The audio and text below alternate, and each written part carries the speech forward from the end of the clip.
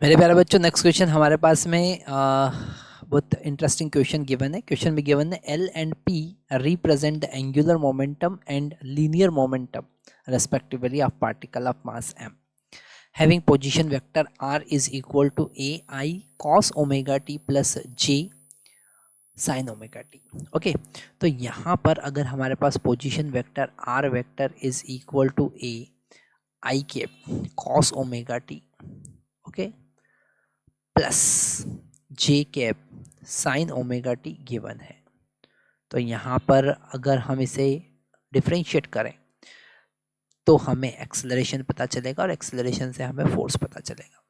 तो एक बार हम डिफरेंशिएट करेंगे तो सबसे पहले हमको वेलोसिटी पता चलेगा। वेलोसिटी होगा ए, कॉस का डिफरेंशिएशन अगर हम देखेंगे तो minus omega sine omega T हमको मिलेगा और जे कैप हम एज इट इज लिखेंगे, प्लस यहाँ पर ओमेगा कॉस ओमेगा टी हमको मिलेगा और जे कैप हम एज इट इज लिखेंगे।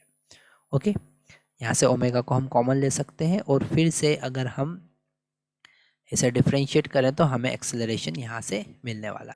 आगे बढ़ते हैं, तो यहाँ पर एक्सेलरेशन फिर से डिफरेंशिएट करेंगे तो माइनस ओमेगा स्क्वायर बाहर आ जाएगा हमारे पास में। यहाँ पर साइन का डिफरेंशिएशन कॉस ओमेगा टी और एक ओमेगा तो हम बाहर ऑलरेडी ले चुके हैं, है ना, तो यहाँ पर एक्चुअल में ए ओमेगा आएगा, तो ए ओमेगा, ओके, माइनस ए ओमेगा स्क्वायर, ओके, आई के प्लस साइन ओमेगा टी जे के, ओके। तो इसे हम वापस से आर वेक्टर लिख सकते हैं। तो एक्सेलरेशन वेक्टर जो हमको मिला वो माइनस ए और इस पूरे टर्म को, ए और पूरे टर्म को हम यहाँ पर लिख देते हैं माइनस ओमेगा स्क्वायर इंटू ए, और ये पूरा टर्म जो होगा वो है हमारा आर, तो हम लिखेंगे ओमेगा स्क्वायर आर वेक्टर।